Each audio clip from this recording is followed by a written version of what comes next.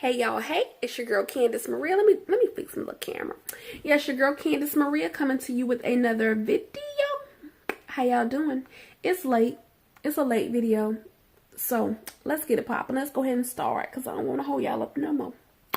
So anyway, the episode started off with Kimbella. She was feeling so sad and she was thinking this is so crazy that she's going through all this stuff. She just in disbelief. So she calls over her girl. Juju. Juju comes over. She goes ahead and let her know about the plea deal situation. 10 to 18 for the plea, or if he goes to trial, it's up to 5 years. Juju, she kind of lets her know that I've gone through the same thing with my dad. We don't know if her dad's still in prison or not. She really didn't specify. She's like, well, I've gone through the same thing with my dad. He he was offered a 10-year plea deal, but he ended up getting 20 years. Because I think that it was either 10-year plea deal or it was 15 to 20 years if he was convicted, and he ended up being convicted, so he had to do the 20 years. So in a nutshell, Juju was telling her, look, baby, just take the plea. In a sense, she was saying it. She didn't say it, but that's just how I interpret it. Because, she was saying, hey, I went through this. My daddy got the short end of the stick, baby. You know what I'm saying? But it's really up to y'all what y'all want to do. So Kimbella was talking to her about, Jewel's drug situation and his addiction. And she just know all this stuff happened because of his drug addiction. And she wished she could have did more, could have been there more, could have probably been a little bit more, in his face. And in my opinion, because I know people with addictions, you cannot. You try your best to intervene or be there for someone, but you can't push it on them to do right. What you have to do is get them help. That's the best thing. So without him getting help, eventually he got in trouble. But anyway, Juju was letting her know that, hey, you my girl, we're gonna be straight. I got your back, and whatever you need, I'm here for you. So, moving on to the next scene with Alexis Sky. So, Alexis Sky is at her grandma's house. Evidently, it looks like her grandma might be her babysitter or something like that, and helps her out because that's the only person she has in New York City. She goes on and on and on about her not having to, not being able to get all her daughter's medical stuff in order like she wanted to. She has so many appointments, and she went on about how her daughter has a shunt in her brain to her stomach, and it's because she had a lot of fluid in her brain, and she was trying to, I have it written down, it's hydrocelerosis, something like that. She has it's a condition where you are born with, fluid on the brain. It's basically fluid on the brain. And, the baby's going to have a lot of issues or whatever, and she was just saying that she didn't know coming to New York it was going to be hard to get her to find a place that takes Medicaid, pretty much. Me personally, with the Medicaid situation, I was kind of like, oh, Medicaid, poor baby. I understand that the bills pile up and they probably cost more than she can handle, probably. But her saying that she didn't need anything from Fetty Wap, she just wanted him to be there, I guess. And she had her own money. If you had your own money, you wouldn't need Medicaid. So I don't know. I don't understand that statement she made. I don't know if she was saying that she takes care of her baby without him. I mean, I'm pretty sure she has money, but the bills could be overwhelming. So I can't really speak on it, but it is messed up if he knows all this stuff and he knows his baby had, she's explained this stuff to him and he's still ditching her. I don't know, but I don't know the whole story. But when it comes out, I'm going to have something to say. I just don't know yet. It's still premature. But yeah, it don't look right. It don't even look right. It don't look right. But anyway, moving on to her talking to her grandma about, getting signed and saying that Fetty Wap is kind of, part of the record label and she's going to be seeing him. And, he's still kind of ditching her. And grandma like, look, boo-boo, look. If he ain't gonna do nothing, he ain't gonna help you with the baby. Move on. Why are you dwelling on it? Move on. And in a nutshell, she told her, if you can't get it together too, I'm gonna have the baby come up with me. She was like, whatever, grandma, this baby's standing. She was like, no, whatever. Grandma won't play. Grandma won't play. But anyway, yeah, it's a sad situation. I hope they figure it out, but I don't know. I don't know. Fetty Wap been ditching loving. Fetty Wap, he sliding loving hip hop a little quick, but he'll slide out quick. He ain't gonna let him get too much. That's what I've noticed from the other seasons. Even with Masika, he ain't give them too much TV time. But we'll see. We'll see if it ever comes out. We'll see. That's all I can say. We'll see. All right, so moving on, guys. Moving on to Jewels. So Jewels is in the studio. The court appointed him or allowed him to go to the studio.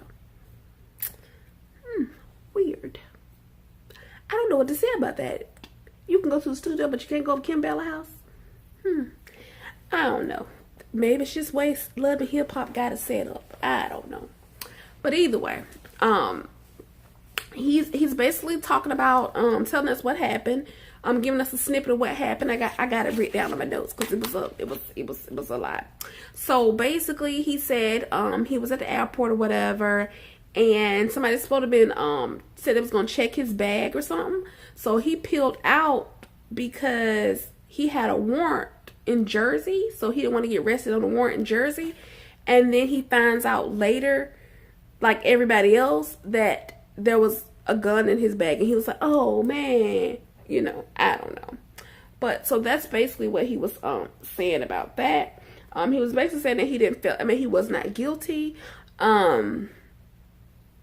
He just felt in the sense that he was kind of framed, I guess, is what he was saying. I guess basically how he felt was they tried to, you know, track him down. He peeled out, and then they planted a gun. That's what it sounded like he's implying, but I don't know. Because I don't know where the gun would come from. Because it had to be planted. If it wasn't his, we don't know.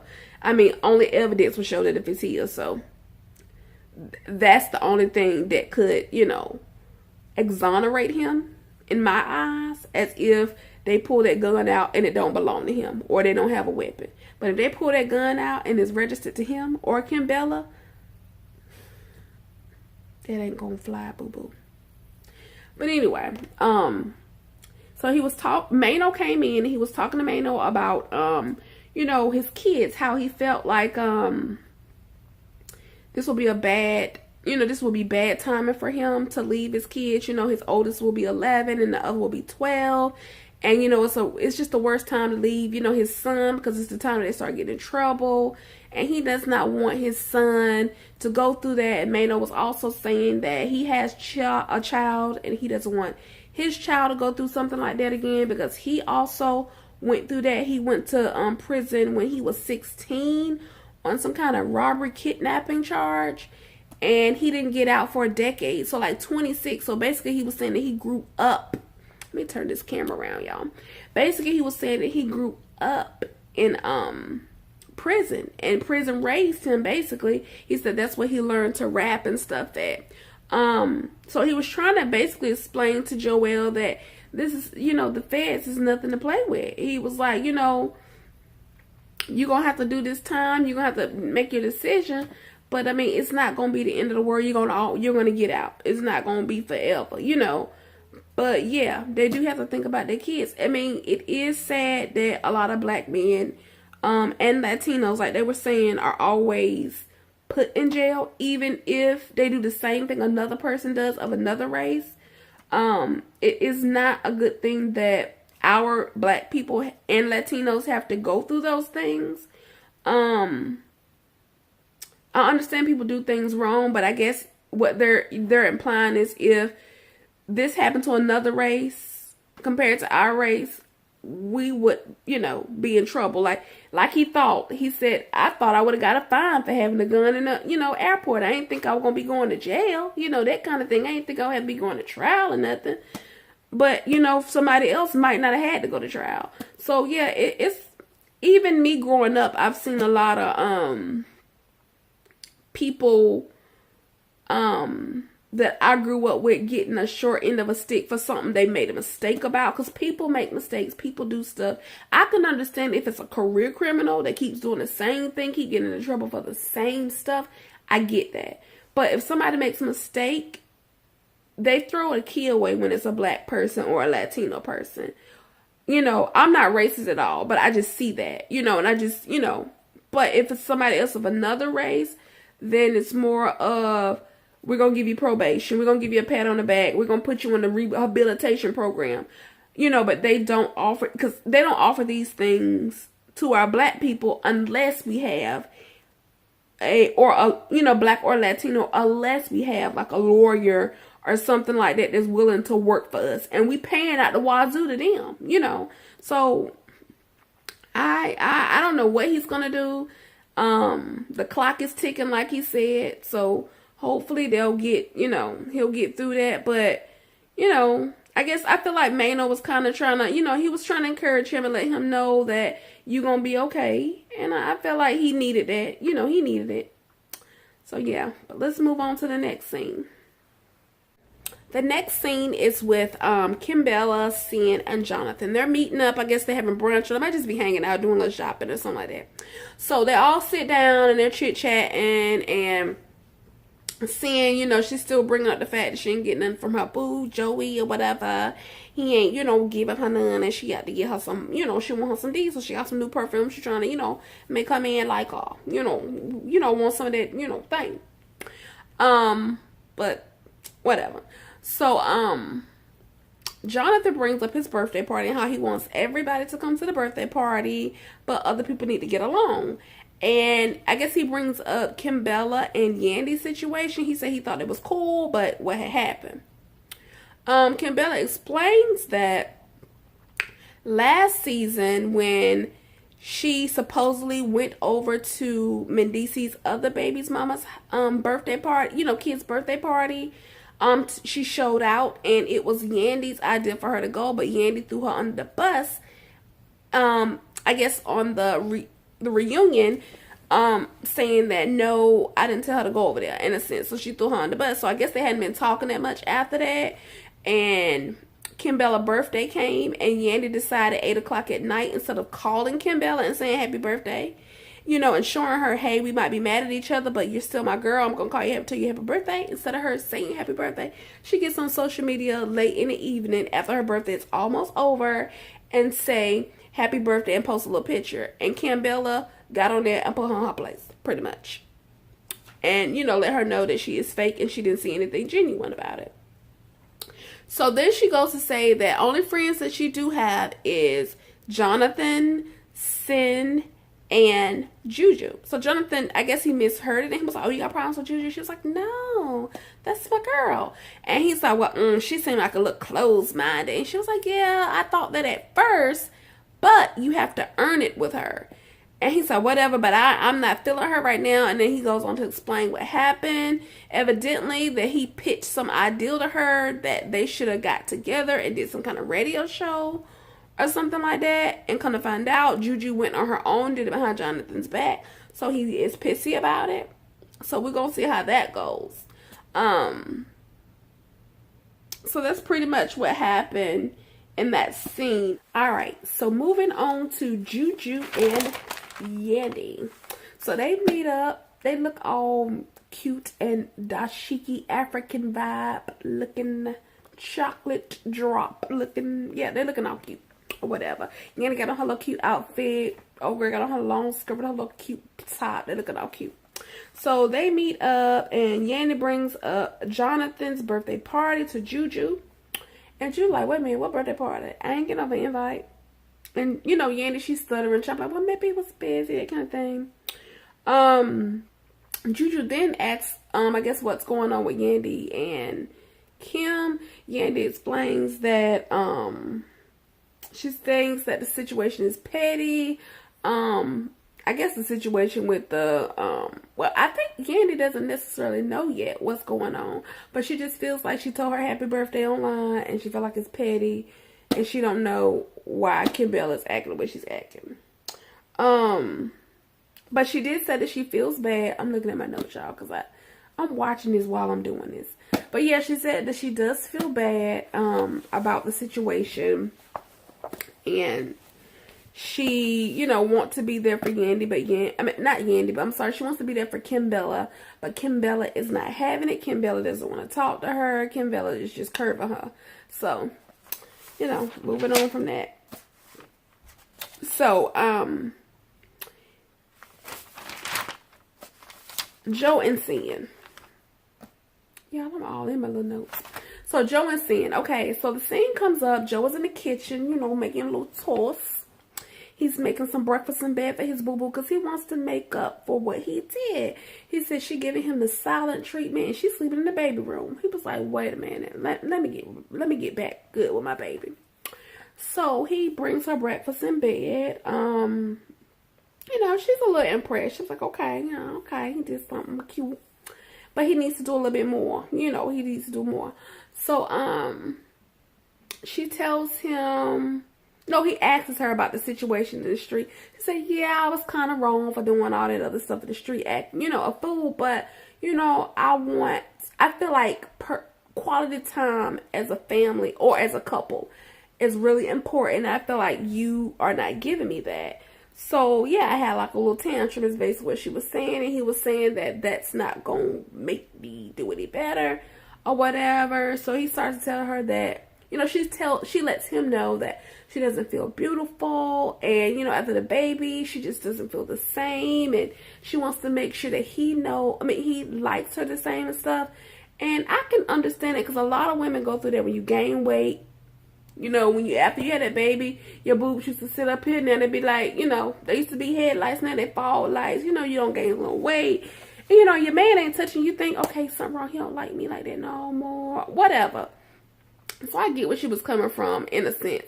So he lets her know, no, you're beautiful. I love you. You know, you're beautiful than you ever were, which was so sweet. That was so sweet. That's all she wanted. That was so sweet. So he decided that, hey, baby, I'm going to book a trip to Cabo for 1 week. I took off of work for 1 week, and we're going to go to Cabo, and we're going to do the nasty all week. Yes. So Sin is happy right now. She finna get what she been talking about. She finna get her Home D. Now, moving on to Kim Bella and Juju. They meet up at a restaurant. So Juju just asks her how's everything going. You know, she gives her a quick update or whatever. Then, Juju brings up the fact that, okay, well, won't you just reach out to Yandy because Yandy went, you know, basically Yandy went through this and maybe she can help you through it. You know, she'll be there for you. Kim Bella, you know, she ain't having it. She goes off, she's like, I don't want to talk to her. I ain't got nothing for her. You know, she ain't trying to talk to me. She lets her know about the text that she sent her a week before Jewels got out of jail. She was like, she ain't down for me. She ain't riding up. She ain't thinking about me or whatever. So, I guess Juju asks her, well, are y'all going to be able to coexist at Jonathan's party? And Kim Bella like, how you know about the party, Jonathan? She said, well, I'm going, you know. She was saying she was going to the party. And she's like, oh, that's pretty funny because Jonathan been talking about you saying you fake and stuff. So, yeah. Old girl was like, well, should I even go to the party? You know, if, you know, he going to be acting like that because he messy. But she was like, well, I'm messier than him. I'm messier. So, he can try it if he wants to. Alright, so moving on to Alexis Sky. Y'all, I got the biggest boobs in the history. You know why? So, yeah, moving on to Alexis Sky. So, she evidently spoke to Fetty, and Fetty said that he was going to meet up with her at the studio. Right? Remind y'all they work for the same record label. This is an awkward situation. So, she comes on in the studio. They got the little music, the somber music in the background. And the music sounds a little, not showing up-ish. Yeah. He didn't show up. He was like, no call, no show. Homeboy just terminated himself. Fetty, that's messed up. Why you called a girl and tell that girl you was coming and you knew you weren't going to come? You knew you was going to stand her up like that? I can't. I'm with Alexis grandma. Go ahead. Get your little child support. Make the court. Get you a DNA test and move on. Anyway, now, I think the next scene was Kim Bella and Jules again. Same old situation. They're talking on Skype or whatever. His house arrest beeper go off and she was like, you need to charge your battery. He like, yeah, I need to charge my battery. So he gonna call her back 2 minutes, 2 hours or something so they can do the nasty on the thing, which is weird because you can get to the studio but you couldn't get over. I still don't understand it, but whatever. I guess it's production. I don't know how it works. Moving on to the party. Jonathan's party, his black party, black attire. I start playing with his hair. But yeah, moving on to the black party or whatever with Jonathan. Anais, she don't follow directions. She said, I am not coming there dressed like no funeral. She comes in with her white see-through lacy stuff on. She puts that song on Jonathan. She's like, happy birthday to you. Yeah, she does that. And he's like, whatever, don't encourage her, you know. But he's there for it. That's his friend. He, you know, was light and cute. As the song ends, walks in Juju and Kimbella. Yeah. So Jonathan does not hide the fact that he's like, why this be here? He doesn't hide that. He shows it on his face. I don't want you here. So Juju turns around and gives him some sugar and says, I'm here to support you even though you were talking about me. Kim's like, oh, they get right on into it. So Jonathan is basically like, yeah, you the one I had a conversation with you and you ran and you opened up your mouth and you said whatever to her. We were both talking about her. And Kim Bell was like, oh, hold up. We weren't both talking about nobody. So Jonathan tried to, you know, make it like Kimbella was talking junk about, you know, Juju too. And Juju was like, hold up. So y'all both were having a conversation about me? So Anais is standing there and they are going back and forth. Anais was like, do we have to do this right now? Do we have to do this right now? And, you know, I guess her and Juju have some words. Juju like, you better get her. They're going back and forth. They're calling each other names. Anais was like, F it, I'm gone. So she peels out and she leaves. In walks Yandy. So Yandy comes on in. They're conversating or whatever. Jonathan like, hey, y'all need to go sit down and talk. So Jonathan goes over there with Sin, which they say Sin was bothered. Sin was not bothered and she was not worried. Homegirl was taking pictures and selfies. She was ready for her Cabo trip. She won't think about none of that. She just was like, what happened? She won't get in that. But anyway, so Kimbella and Yandy goes to sit down. Kimbella explains to her why she's upset and she brings up the, you know, situation with the party. Yandy's like, girl, bye. She was like, she said something about she said you were invited, but you wanted to go over there and be the ride or die friend. You wanted to do that. She said, but at the end of the day, that is stupid, it's petty. You know you need me right now, so let's get over there and get back to friends. Kimbella wasn't having it. She wanted to keep bringing up the situation because Yandy was like, it was not that serious. Yandy was trying to downplay it. Kimbella was not going for the downplayment. And she kind of went off on her and she was like, you think you're goody two-shoes, but something stink. I think she said, that bird did something. I don't know if it was her coochie because everybody was like, but something, she said, something stinks. So, yeah, until you can keep it real, do not talk to me. And she says, oh, good night. So that was pretty much the end of Love and Hip Hop. That's all that happened this week. It was all right episode. Nothing went on different. Nothing happened different. It was the same as last week. Same situation, same story. But guys, continue to keep watching my reviews. Please like, comment, and subscribe for more videos. Be blessed and good night.